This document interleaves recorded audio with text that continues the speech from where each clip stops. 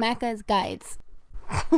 Hey everyone, Macca here playing the Elden Ring Shadow of the Erdtree DLC, and in this video I'm going to take you through all 5 of the map fragments you can find in the game to unveil all of the Fog of War and see all of the cool locations you can go throughout the game. At first I didn't think a video like this was necessary, but after finding the last 2 map fragments, you're probably going to need a little bit of help. Now, fortunately for you, the first one is extremely easy. As you come into the DLC for the first time, you'll notice a Site of Grace in front of you. You may want to rest at it, and directly down the hill in front of you, you can find the map fragment. The next map fragment is also incredibly easy, located at the High Road Cross Site of Grace. You'll be here either after defeating Rolana or taking a shortcut around. But as soon as you reach this Site of Grace, you can find the map fragment directly in front of you if you just follow the road.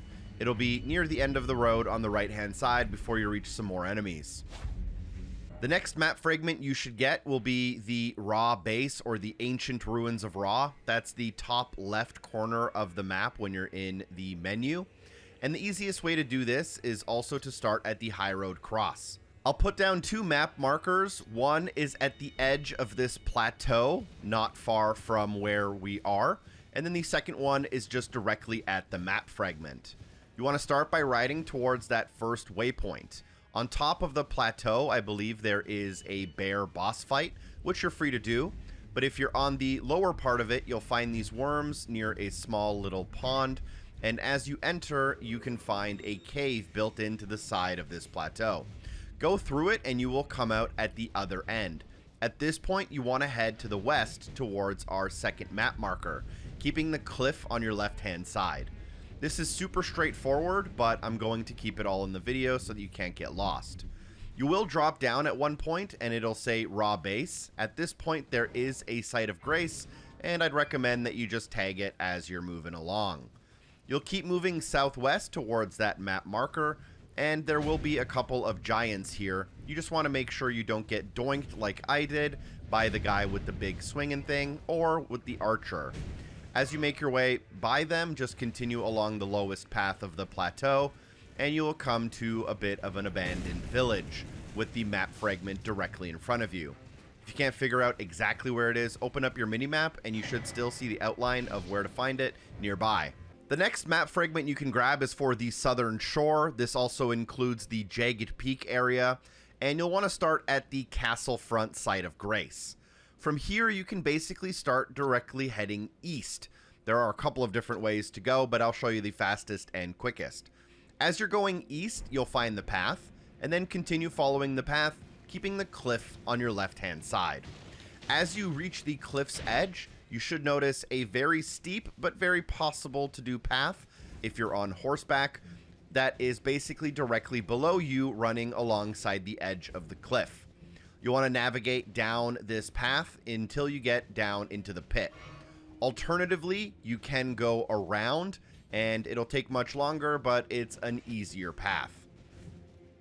Once you get into the pit, you'll want to locate the western side wall where you'll find a cave entrance. You can stay on horseback this whole time if you want to speed things up. Enter the cave and begin to make your way across. Feel free to loot things along the way, including the revered spirit ash on the right-hand side and the Site of Grace inside of the cave. This Site of Grace is called the Elak River Cave. Once you do get both of these, you want to exit the cave through the west side and then begin following the river downstream to the south. As you're navigating the caves, you will have to do a couple of double jumps in order to safely make it across. Luckily, if you activated that Site of Grace, there isn't too much of a penalty for falling, and you can survive certain falls as well. Just continue heading south until the cave opens up a little bit further.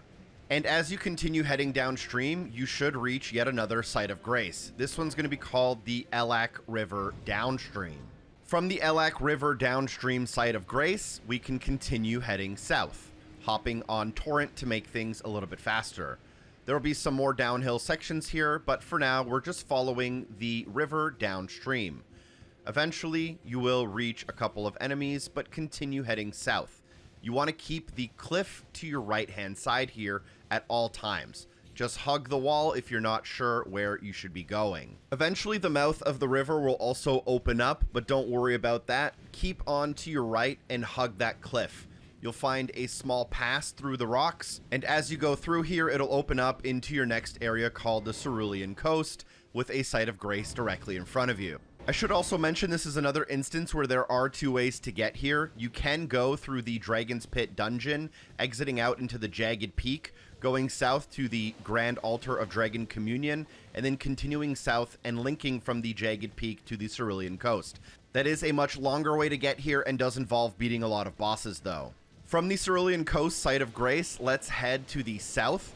There will be a boss battle here against the Ghost Flame Dragon, one of the harder dragons I've personally fought in the DLC so far, just because they seem to do a lot of frost damage, and they may be undead, which means that they are not weak to fire or bleed.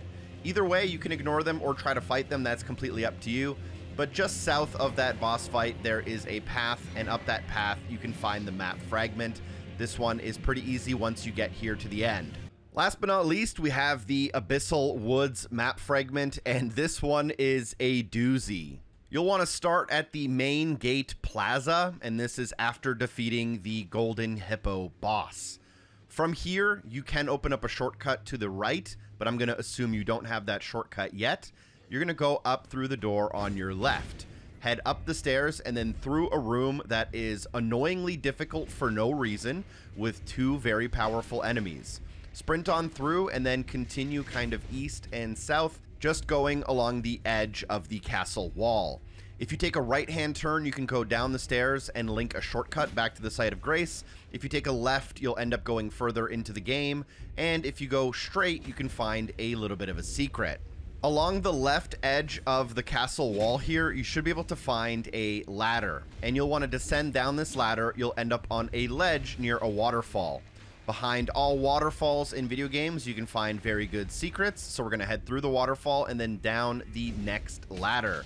This will lead you into a somewhat secret area, but it gets even more secret from here. Enter into the next room and make sure you grab the painting while you're here. You can talk to an NPC later on in the game and exchange it for an item. But even more secret than this is this secret wall, which you can slash through to reveal a secret path.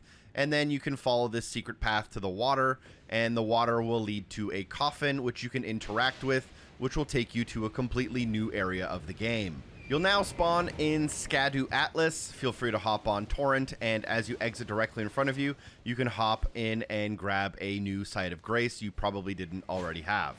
From here, you can basically try to head south, a little bit east, and there will be two more sites of grace along the way. There's also this Fire Cauldron boss who will one-hit you, so watch out for that, but make sure you grab the sites of grace along the way. The one as we entered is called Castle Watering Hole, the second one is called Recluse's River Upstream, and the third one is called Recluse's River Downstream. Now I'm going to open up the map to show you exactly where we are and where we're headed. Take a note as to where my waypoints are, but from the Recluse's River Downstream site of grace, you'll want to start by navigating down into the river below after the waterfall. You'll do this by using the tombstones that jut out from the edge of the cliff. From here, you can follow the water towards the waterfall in front of you and go to the left of the waterfall towards the next waypoint. Here you'll find another cliff's edge that you're allowed to then use the cascading tombstones down the side of the cliff to get even further down.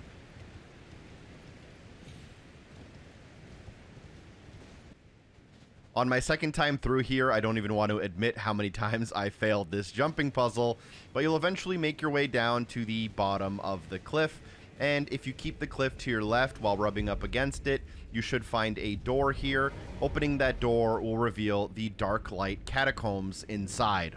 You'll want to start by heading down the lift and activating the Site of Grace inside. Now, the catacombs themselves can be quite difficult. It is a pretty long dungeon. However, the boss at the end of this dungeon, I found personally to be one of the easiest in the game. You will want to avoid the enemies if you want. I fought my way through the first time, but I'll be sprinting through on the second time. As you're making your way through the catacombs, there will also be a ton of different levers that you will have to pull. These levers are important as they will activate paths that you won't be able to find unless you activate them. So even though it may seem like I can kind of go to the end of the catacombs, I'll be showing you where all the levers are, even if the gameplay is a little bit sped up here. The goal generally is to make your way down deeper and deeper into the catacombs. If you're going downward, generally that's a good idea. There are a couple of difficult enemies, including the kind of fire blasting rock pot, as well as some of these magic casters. You'll want to try to sneak up to them and avoid damage as much as possible. Run in a diagonal if you can to avoid them completely. As you're running through the catacombs, you'll also have to take a couple of lifts downwards. That means you are headed in the right direction. And again, you'll have to activate a couple of different levers here and there to get deeper and deeper.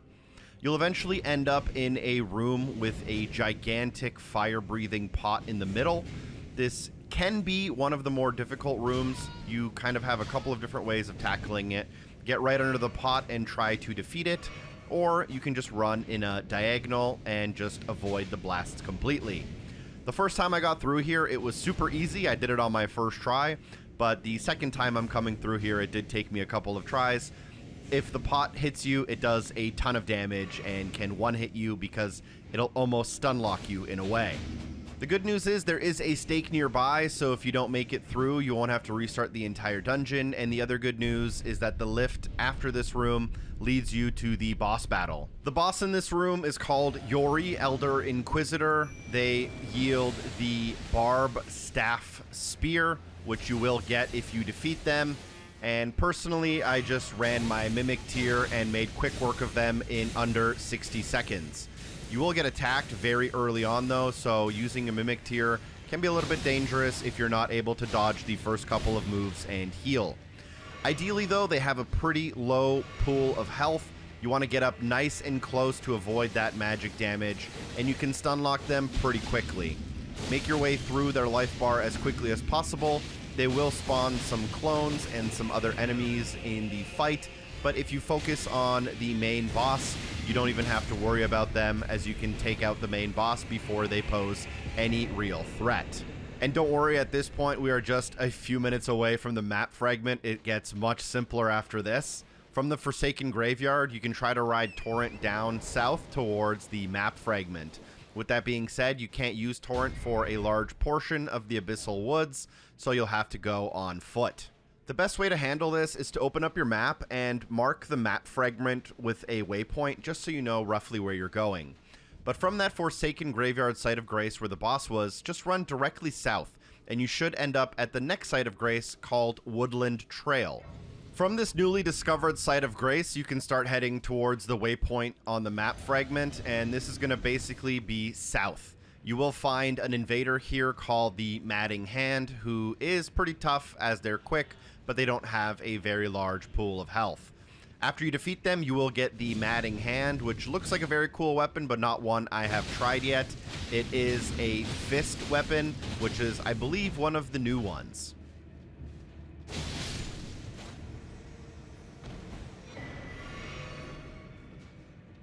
After taking a look at your newly acquired weapon, just begin following the path towards our map marker at the map fragment. You'll kind of be headed towards the southeast now, but just stay along the main path. You will be allowed to ride Torrent during one of these sections, but you will be kicked off eventually. And you will begin approaching a church near the end of the path. Inside of this church, there are some very useful things, but at the foot of the church, you can find probably the most useful thing for us, and that is the map fragment for the Abyssal Woods. Congratulations, you now have 100% of the map unlocked. Drop a like if the video was helpful, share the video with a friend. Special thanks to everyone on Patreon for supporting the show. Thanks for watching. Peace.